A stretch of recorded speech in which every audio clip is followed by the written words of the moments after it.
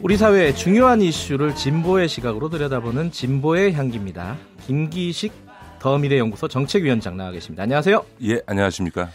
오늘은 세금 얘기를 좀 해볼 텐데요. 정부의 세제 정책이 오락가락한다. 세금이 정치화됐다. 이게 뭐 어떤 뜻입니까? 원래 동서고금을 막론하고 세금은 정치의 본질입니다. 그러니까 밀란이 나도 다 세금 때문에 난다 그러지 않습니까? 그렇죠. 그러니까 세금에 대해서는 뭐 국민들이 다 민감할 수밖에 하긴, 없고. 프랑스 그 노란 조끼 사건도 세금 때문이었죠. 맞습니다. 예. 그래서 이제 보통 조세 정책을 취할 때 정치적 고려를 안 할 수는 없다고 생각하는데 최근에 우리 정부가 좀 세제 정책에 있어서 일관성을 상실하거나 혹은 모순된 결정들을 하는 것들이 좀 나오면서 비판이 좀 제기될 수밖에 없는 것 같습니다. 그런 얘기 중에 하나로 지금 갖고 오신 게 신용카드 소득공제 얘기를 갖고 오셨어요. 신용카드 소득공제를 올해 없애겠다라는 얘기가 좀 많이 나왔었는데 그게 완전히 없던 얘기로 돼버렸더라고요. 예, 그 신용카드 소득공제 제도는 99년도에 도입이 돼서 3년 한시법으로 도입됐다가 지금 3년 그래요? 뒤에는 일몰시킬 것을 예정했는데 매번 정치적인 결정으로 8번이나 연장이 됐습니다. 3년 하려고 했던 게 20년을 한 거군요. 그렇습니다. 예. 사실은 원래 신용카드 소득공제 제도는 세금 감면을 목적으로 했던 게 아니고 소위 자영업자들의 과표를 양성화하고 신용카드 소비를 활성화시키기 위해서 정부가 정책적으로 한 거거든요. 그렇기 때문에 한시법으로 도입을 한 거고요. 이제 근데 그것이 일종의 국민들이 세금 감면 혜택을 받다 보니까 그렇죠. 그 일몰 시킬 때마다 여론이나 이런 데서 비판이 나오니까 정부가 이제 그걸 연장해 온 거죠. 근데 이제 최근에 정부의 이 신용카드 소득공제 연장 결정에 대한 비판할 수밖에 없는 게 사실은 문재인 정부가 출범하고 작년 2018년도에 이 소득공제 제도를 폐지할 것을 전제로 그동안 3년씩 연장해오다가 1년 말 연장해서 올해 연말에는 폐지하기로 한 건데 작년 말에 결정해 놓은 거를 불과 몇 달 만에 뒤집었다. 더군다나 최근에 홍남기 부총리가 금융위에서 금융결제 혁신 방안이라는 걸 내놨습니다. 그러니까 한마디로 얘기해서 직불 카드와 같은 것들을 활성화시킬 수 있는 금융 혁신 방안을 내놓은 직후에 소득공제 이제 더 이상 연장하지 않는 것을 검토하겠다고 말씀하신 게 일주일 전인데 그거를 그냥 일주일 만에 뒤집었다는 점에서 조세 정책이 이 조변석계한다라고 하는 일관성이 없다라고 하는 비판이 나올 수밖에 없는 거죠. 일주일 만에 바꿨다라는 거는 뭔가 이유가 분명히 존재한다는 거잖아요. 뭐라고 분석을 하십니까, 위원장님은? 정치적 고려죠. 내년 총선을 앞두고 이제 명확하게 정치적 고려다 이거는. 전 명백히 정치적 고려죠. 왜냐하면 기재부 스스로 작년 연말에 1년만 연장하고 폐지하겠다라고 했었기 때문에 이거는 정치적 결정이라고 봐야 되는데 이게 사실은 이제 그 신용카드 소득공제 연장을 재검토하겠다라고 하는 일주일 전에 발언이 나오고 나서 모 단체에서 연봉 5천만 원을 받는 사람이 의 경우에 신용카드 소득공제가 폐지되면 최대 50만 원의 세부담이 늘어난다라는 자료를 낸 적이 있습니다. 그걸 가지고 언론과 야당에서 크게 문제를 삼았는데요. 사실은 이건 허황된 자료입니다. 왜냐하면 5천만 원 쓰는 사람이 신용카드로만 3,250만 원을 쓸 경우에만 이게 해당하는 얘기인데 극단적인 케이스라 이거죠. 뭐 이론적으로는 가능하지만 현실적으로는 가능하지 않은 과장된 이야기에 근거해서 언론과 일부 야당이 문제 제기를 하니까 이게 일주일 만에 이걸 정책을 철회한 거죠. 그래서 사실상 정부 정책의 일관성, 신뢰성을 크게 훼손했다 이렇게 볼 수밖에 없고요.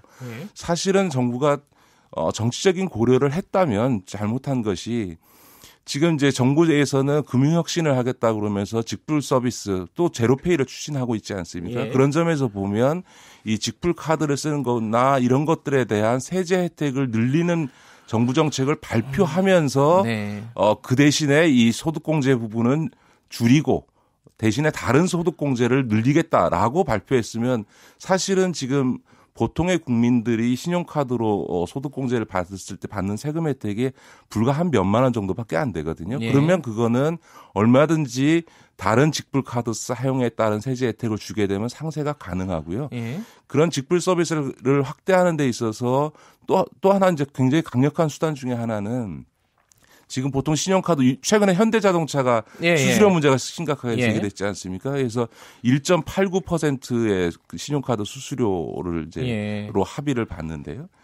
예를 들어서 3천만 원짜리 현대자동차를 산다 그럴 때 직불카드로 사용하게 되면 그 수수료율이 0.5% 이하거든요. 네. 그러면 직불카드로 살 경우에 예를 들어서 가격의 1% 수수료 부담이 줄어드는 1%만큼을 할인해 주겠다라고 하면 30만 원의 혜택이 소비자에게 가지 않습니까? 그리고 현대자동차도 한 0.4%의 수수료 부담이 줄어드니까 서로 다 좋은 거죠. 그러니까 다시 말해서 신용카드에 비해서 직불카드를 사용할 경우에 수수료 부담이 줄어드는 만큼 가격을 할인할 수 있도록 해주겠다라고 하는 정책을 취하게 되면 사람들이 직불카드를 당연히 많이 쓰게 되죠. 그리고 더군다나 그 직불카드에 대해서 신용카드보다 훨씬 많은 소득공제를 해주겠다라고 하면 사실은 신용카드 소득공제 폐지에 따른 세부담 증가를 충분히 상쇄하고도 남는 건데 이런 적극적인 정책을 갖고 설명하지 않고 조금 반발이 나오니까 허황된 자료에 의해서 공격이 나오니까 그냥 불과 일주일 만에 더군다나 한나라의 경제정책을 책임지고 있는 경제부총리가 신용카드 소득공제 축소 내지는 폐지를 검토하겠다고 했다가 일주일 만에 정책을 바꿔버리니까 정부 정책의 어떤 신뢰성 이런 부분에 심각한 훼손이 왔다고 봐야 되겠죠. 너무 쉬운 길을 선택했다 이렇게 보면 되나요? 그런 면도 있고 저는 사실은 문재인 정부는 대선 때부터 어쨌든 우리 사회에 있어서 양극화 문제라든가 저출산 고령화 문제 등으로 인해서 재정 정책을 확장적으로 쓰는 것을 정책 기조로 잡고 있고요. 근데 재정 기조를 그 확장적으로 쓰려고 그러면 당연히 세금이 우리나라 같은 경우에 지금 조세 부담률이 되게 낮은 편 아닙니까? 예를 들어서 지금 우리나라의 소득공제 제도도 너무 많아서요. 우리나라 소득 세율 자체는 OECD 평균보다 높습니다. 40%가 넘거든요. 근데 실효세율은 5.5%밖에 안 됩니다. 근로소득공제, 인적공제, 특별공제 다 공제해주고 더군다나 그 다음에도 의료비나 교육비나 아예 세액공제를 해주거든요. 명목적으로만 43%지 실제로는 5.5%밖에 세금 부담을 안 하니까 OECD 평균적으로 보통 GDP 대비 소득세 비중이 한 8.6% 정도 되는데 우리나라는 4몇 %, 한 반밖에 안 되거든요. 그러니까 너무 많은 소득공제 제도를 통해서 사실은 복지로 지원해줘야 될 거를 세금 감면으로 합니다. 근데 그래도 세금 감면 받으면 좋지 않냐라는 생각을 하실 텐데 이 조세 감면 제도의 가장 큰 맹점은 소득이 많은 사람일수록 더 많은 혜택을 누리게 된다는 겁니다. 복지는 대개 소득이 적은 저소득층이나 중산층을 중심으로 복지의 서비스가 직접적으로 지원이 되는 반면에 세금 감면 제도라고 하는 거는 그 특성상 소득이 많으면 많을수록 더 많은 감면을 받게 되기 때문에 오히려 세금 감면 제도가 역진적인 거죠. 그러니까 과거 권위주의 독재 시절에 복지를 제대로 안 하면서 정치적으로 이 통치의 정당성을 만들기 위해서 조세 감면 제도를 굉장히 남발해 온 거거든요. 이것도 정치적으로 소위 이 독재의 정당성을 확보하기 위해서 국민적 지지 기반을 만들기 위해서 세금 감면 제도를 많이 만들어 온 거거든요. 근데 이것이 갖고 있는 역진성에 대해서는 국민들이 잘 모르시는 거죠. 그러니까 한마디로 좀 쉽게 얘기하면은 이 신용카드만 놓고 보면요. 신용카드를 많이 쓰는, 상대적으로 많이 쓰는 고소득자가 오히려 그 액수는 큰 차이는 없지만 어쨌든 절대 액수로 보면은 더 많은 세금 혜택을, 감면 혜택을 받는다. 그렇습니다. 이런 결과가 온다. 그렇습니다. 그러면 오히려 그 돈들을 다 모아가지고 복지 혜택으로 주는 게 오히려 우리 그 저소득층이나 서민들에게 도움이 된다. 이런 말씀이시네요. 그렇죠. 네, 그렇고요. 아까 말씀드렸던 것처럼 우리나라는 신용카드를 지나치게 많이 쓰는 나라입니다. 그러니까 우리나라 민간 소비 지출의 70%를 신용카드가 쓰고 있는데 우리의 신용카드 이용 건수나 이용액 수준이 그 미국과 비교해 보면 2배가 넘습니다. 그러니까 영국의 이 소위 직불 카드를 쓰는 것의 6분의 1밖에 저희가 쓰지 않거든요. 근데 이게 원래 그랬던 게 아니고요. 김대중 정부 때 아까 말씀드렸던 것처럼 자영업자의 과표를 양성하고 하기 위해서 또 소비를 진작하기 위해서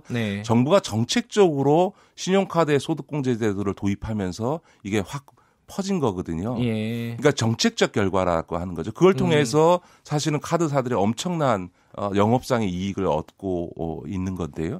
자, 이런 정책을 계속 유지할 거냐. 원래부터 신용카드 다음 단계로 직불카드로 넘어가기로 한 거니까 오히려 직불카드에서 아까 말씀드렸던 것처럼 수수료 부담이 줄어드니까 신용카드가 보통 한 2%라면 그 직불카드 같은 경우 수수료가 0.5%니까 그 차액만큼을 직접적으로 소비자들이 할인 혜택을 받을 수 있도록 제도를 설계하게 되면 충분히 국민들이 이 신용카드 소득공제 폐지됐을 때 늘어나게 된 세부담보다 훨씬 더 많은 혜택을 누릴 수 있는 거거든요. 이런 적극적인 정책을 가지고 정부를 설득하고 국민을 설득하고 했어야 되는 정부가 그거는 안 하고 말끝냈다가 바로 반발이 있으니까 그냥 일주일 만에 정책을 철회하니 이게 도대체 정부가 뭐 하는 거냐라는 비판이 나오는 거죠. 총선용이라는 비판을 받아서 싸다 이런 그렇습니다. 말씀이시네요.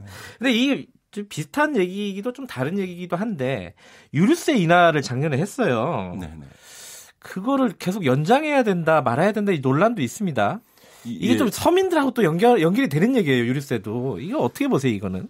유류세도 작년 11월 달에 인하해서 올 5월 달에 그게 이제 종료가 되는데 6개월 한시였습니다. 그러니까 이것도 저는 정부가 근시안적으로 정책을 수행했다고 생각합니다. 작년에 유류세를 11월 달에 15% 인하하니까 작년 11월, 12월, 올해 1월 달에 경유 소비가 13.6%가 늘었습니다. 그러니까 유류세 인하한 만큼 경유 소비가 늘었습니다. 근데 최근에 미세먼지 문제가 요즘 다시 어제 오늘은 좀 좋아졌습니다. 심각한 게 나타나서 우리 국민들 가장 큰 고통 사안이었지 않습니까? 근데 수도권에 있어서 미세먼지의 제일 발생 원인이 디젤 경유차입니다. 그런데 이 디젤 경유차의 운행을 그래서 제한하겠다라고 하면서 한편에서는 유류세를 인하해버려서 오히려 경유 소비를 촉진시켜버린 것은 정책이 소위 미세먼지 대책과 소위 세금 정책이 모순되는 일을 해버린 거죠.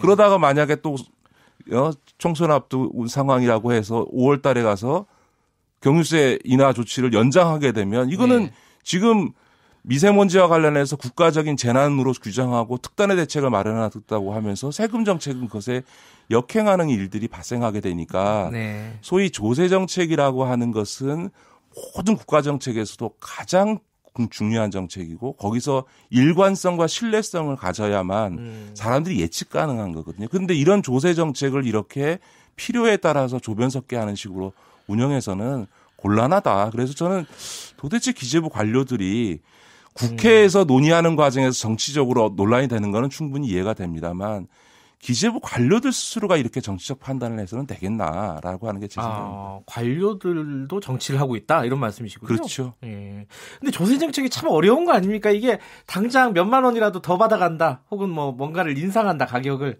사람들이 싫어해요. 이거 참 그렇죠. 정부 입장에서도 이게 뭐 총선용이 아니더라도 그 저항을 이기기가 굉장히 어려우니까 아까 제가 말씀드렸듯이 쉬운 길을 선택하는 게 아니냐.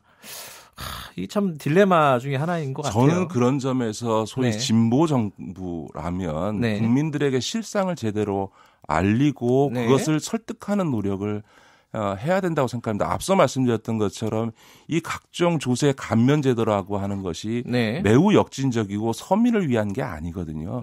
오히려 이제 세금 문제와 관련해서는 그 세금으로 조성된 재정이 국민의 직접적인 삶의 질을 높이는 복지의 확대나 고용의 확대로 연결될 수 있고 그것을 국민들이 신뢰하게 되면 지금 예를 들어서 유럽이나 복지 국가들에서 높은 세금을 부담함에도 불구하고 사람들이 동의하지 않습니까? 그거는 그만큼의 혜택을 자기가 세금을 많이 내는 만큼의 혜택을 받고 있고 그것에 대한 정부에 대한 신뢰가 있기 때문인 거죠.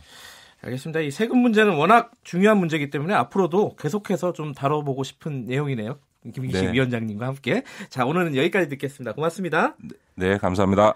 김기식 더미래연구소 정책위원장과 말씀 나눠봤고요.